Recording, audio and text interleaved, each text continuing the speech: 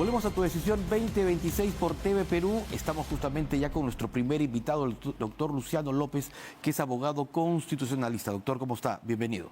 Muy buenas noches, muchísimas gracias por la invitación. Bueno, estamos con un ambiente sumamente encrispado, ¿no? Sí. Luego de los ya conocido, este retraso que se produjo en lo que fue el traslado de material electoral, tanto el domingo como el lunes, situación que hizo que tuviera, como inusualmente ocurrido dentro de la democracia, de ampliarse por un día un proceso electoral.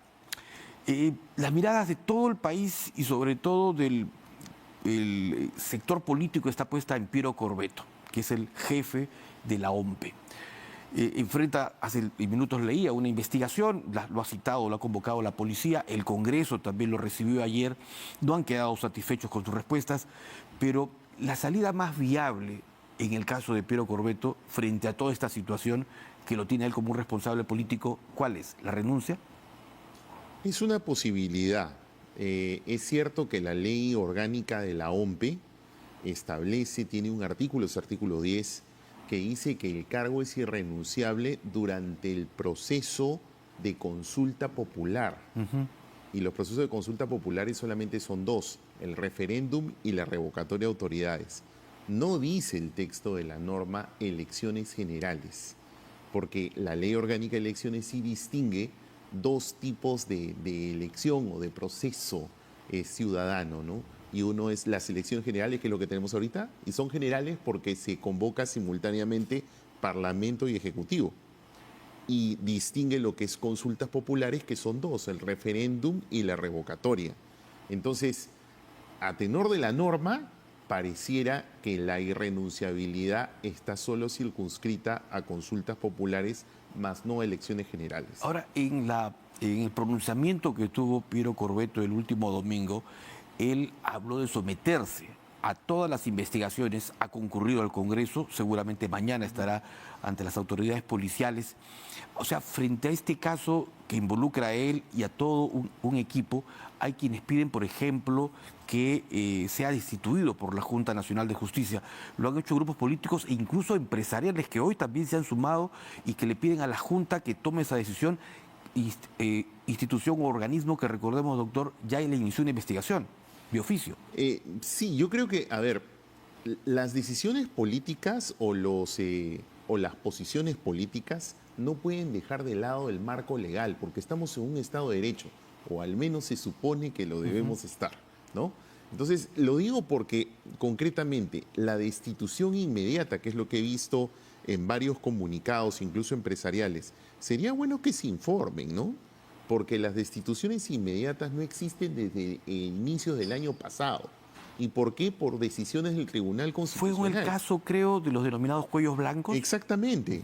Es más, dentro de ellos está el actual fiscal de la Nación, que regresó justamente por un fallo del Tribunal Constitucional, Claro. porque hubo cerca de 4 fallos del caso del señor Aldo Figueroa, el señor Víctor Ticona Postigo, que no pudo regresar ya por límites de edad, el caso de Martín Hurtado, el caso de Tomás Gálvez. Luego, ya por decisiones del Poder Judicial, acatando las decisiones del Tribunal Constitucional, ya regresó Arce. Entonces, ¿qué es lo que sucede? El procedimiento de institución inmediata está descartado porque se ha declarado inconstitucional desde inicios del año pasado. Claro, porque le recorta el derecho a la defensa, en todo caso. Sí, porque el criterio del tribunal fue básicamente esto. Lo que pasa es que dijo que el reglamento de la Junta Nacional de Justicia, es decir, una norma inferior a la ley, contemplaba un procedimiento, valga la redundancia, que la ley no prevé.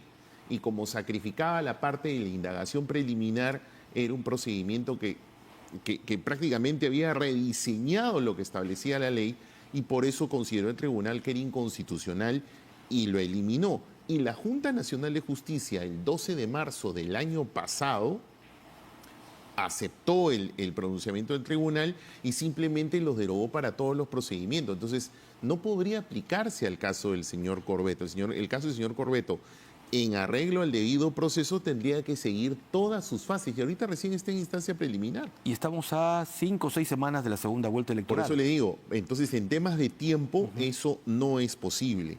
Yo lo que más bien señalo es lo siguiente. Yo conozco personalmente al doctor Corvetto Yo no tengo dudas, la verdad, de su honorabilidad, pero sí reconozco que como el líder de una institución por su alto rango, hay responsabilidades políticas. Es como un caso, y no estaría exagerando, como el caso de un ministro.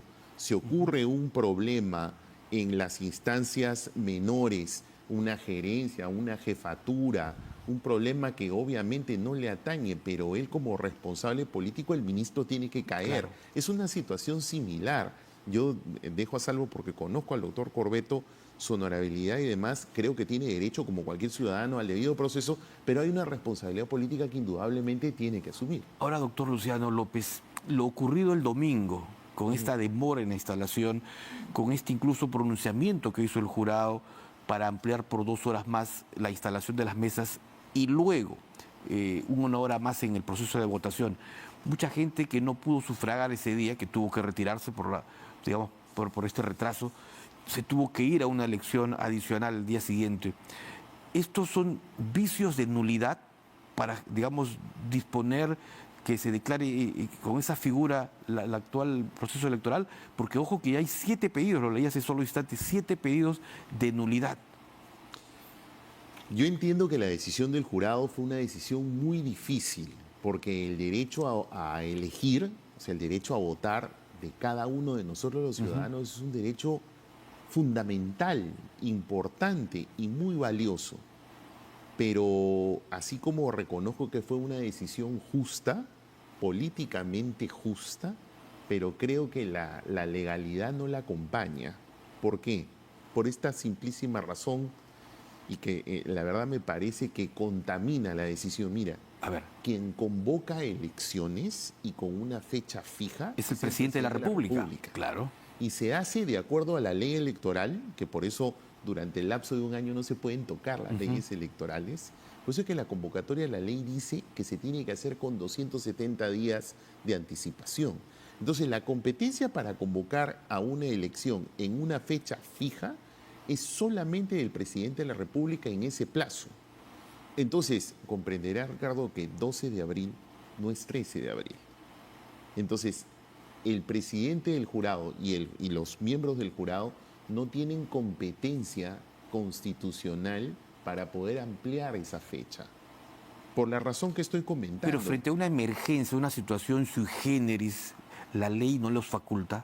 Al menos la ley no lo dice, pues, porque la ley no se ha colocado en una situación, perdóname, lamentable e informal como lo que ha sucedido.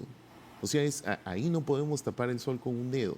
Por eso digo, es una decisión difícil, justa, pero en donde la legalidad no la acompaña. Si no la acompaña la legalidad, entonces, ¿tendrían asidero estos pedidos de nulidad? Ahí viene el tema, es muy, muy buena pregunta, porque acá tenemos lo siguiente, lo que sí contempla la ley son una serie de supuestos de nulidad. Por ejemplo, si hay problemas con las mesas, porque las mesas se instalaron después de las 12 del día o no llegaron a instalarse, o como sucedió en que fijaron una fecha extraordinaria sin tener competencia, eso significa que el personero legal tiene que impugnar la validez de la mesa. Eso está contemplado en la ley. Mesa, pero no de todo el proceso. Exactamente, de todo el proceso, y eso es importante que la ciudadanía lo sepa, porque lastimosamente, perdón, pero yo lo voy a decir con todas sus letras, este candidato, el señor Rafael López Aliaga, y hay que decirlo con nombre y apellido, está asusando a la población sin tener base legal, porque pedir la nulidad de las elecciones, señor López Aliaga, y todos los ciudadanos para que lo tengan claro, la ley contempla solamente 2 casos. Se puede convocar a una nueva elección solo cuando hay votos nulos y blancos que superan el 66% del todo. Es los 2/3. 2/3. Entonces se lo estoy poniendo en porcentaje para que... Correcto. ¿no? 2/3, ya, 66.66%. Esa es una enormidad de toda la cantidad de votos. Segundo caso de nulidad, cuando determinadas circunscripciones, voy a poner ejemplo, Arequipa, Callao, Huancavelica, Cusco, Piura, supongamos que en todas estas se declaró la nulidad de toda la circunscripción y la suma de todos ellos me da 1/3, o sea, 33% del total. Son los dos únicos casos, señores y señoras, ciudadanos del Perú, son los dos únicos casos que contempla la ley donde se puede anular. No se puede hacer de otra manera. Si hay fraude en mesas, en circunscripciones, la ley contempla que esas se impugnan, pero solamente va a petardear, volar toda la elección si supera un tercio en cada circunscripción. Perdón, las circunscripciones suman un tercio. Claro. La pregunta es, lo que ha sucedido lamentablemente en Lurín, ¿cuántas mesas son? 211.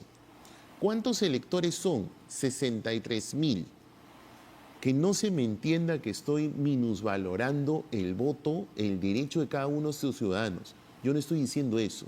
Lo que estoy diciendo es de que los 63.000, representativamente, para que calcen lo que dice la ley, no llega pues, porque no supera ni siquiera el 1%. Correcto. Ahora, estos pedidos de insurgencia, estos pedidos Esa es otra de barbarizada. movilización que se han hecho y que hemos escuchado en las últimas horas, tienen asidero porque van justamente bajo esa figura, bajo esa, digamos, bandera de lo que significa declarar la nulidad electoral. Por eso le digo que eso es no solamente es un absurdo, sino que es una cosa realmente abominable que hay que llamarlo con todas sus letras. Ahora, porque si tomamos en cuenta incluso las recomendaciones o digamos los pronunciamientos que han hecho organismos como observadores internacionales, hablan, digamos, de retrasos, ni siquiera mencionan Por irregularidades. supuesto, no dicen irregularidades porque no podrían serlo. O sea, sería una situación indudablemente anómala que para eso la Fiscalía está investigando, para eso incluso se le va a someter a disciplina, ya se le está sometiendo a disciplina al señor Corbeto, eso es innegable.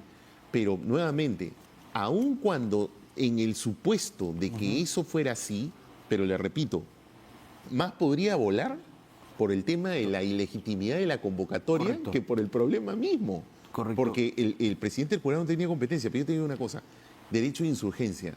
Señores, el derecho a la insurgencia, ya el Tribunal Constitucional ha dicho que es el derecho que tenemos todos los ciudadanos de resistir a un gobierno de facto. ¿En qué casos lo dijo? En el caso del señor Pedro Castillo. El señor Pedro Castillo presentó un habeas corpus contra la decisión del Parlamento y ¿qué le ha respondido el Tribunal Constitucional actual? Le ha dicho no, porque el Parlamento te tuvo que vacar y flexibilizar las reglas porque en el ejercicio del derecho de insurgencia nadie le debe obediencia a un gobierno usurpador. ¿Qué? ¿El Jurado Nacional de Elecciones dirige el gobierno? Doctor, No, pues. bueno, a ver, la Contraloría ha entregado ayer justamente este documento que está relacionado a toda una visita de control, ¿no? Un informe de visita de control del 8 al 13 de abril. Y repasando justamente ese documento, uno encuentra, primero, aparentes irregularidades en el proceso de contratación a la empresa justamente que se encargó, Gálaga, de la distribución del material electoral. Encuentra que recién, en muchos casos, a las 5:23 de la mañana del domingo empezó a distribuirse el material electoral. Es decir, había unidades de transporte, pero no existían el material electoral. Encuentra irregularidades en que los choferes contaban con licencia no apropiada, es decir, con un brevete, incluso con infracciones que no le permitían conducir unidades. Y esto es solo parte de esta documentación. Esto, digamos, como dicen algunos en las redes, ¿no vicia el proceso? Es que, le vuelvo a repetir. Yo me pongo los dos lados, ¿ah? Sí, claro. No, es que es lo correcto. Por eso que creo que es importante que la población pueda saber que para poder anular una elección, yo no lo puedo anular sin un marco legal.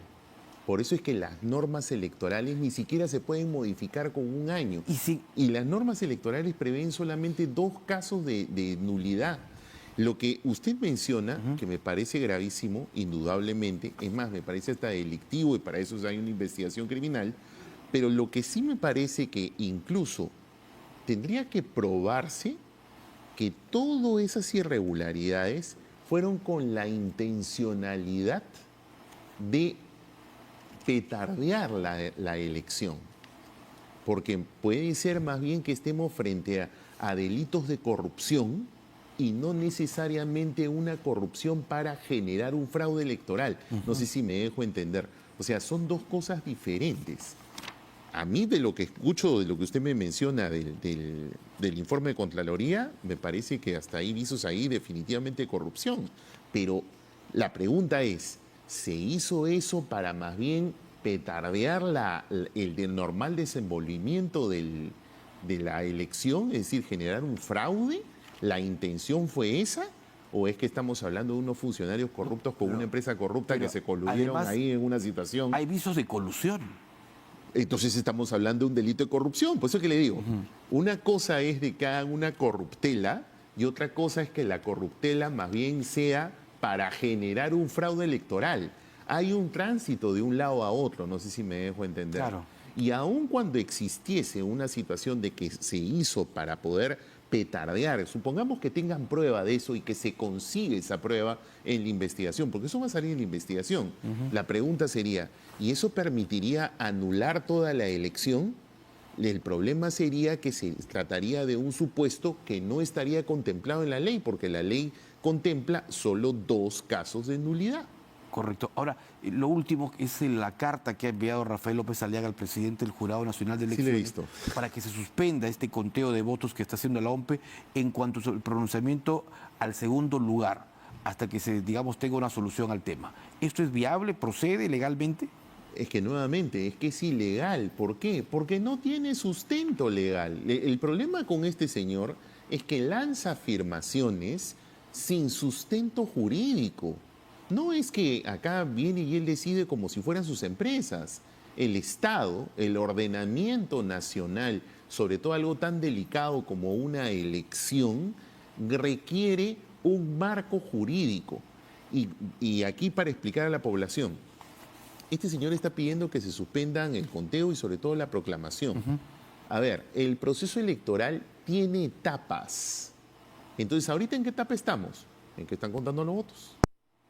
¿Y ahí qué sigue? Los personeros tienen derecho a impugnar y ya deben estar haciendo eso, porque su derecho, que es impugnar actas, mesas de votación.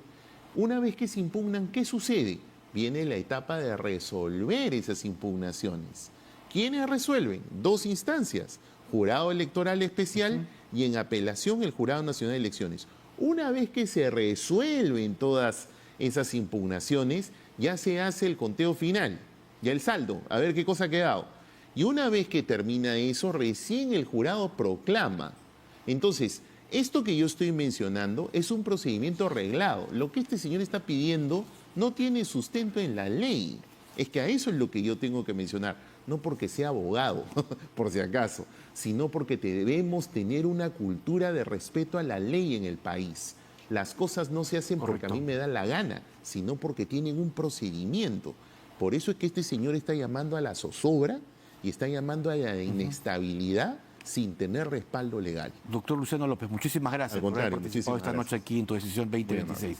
Muy gentil. Vamos a ir a la pausa y al retorno hablamos también con otro experto en materia electoral esta vez para conocer a profundidad todo este proceso, pero además también cómo van a quedar las conformaciones a nivel Congreso de la República y partidos políticos que han logrado hasta el momento pasar la valla electoral. Retornamos con ello.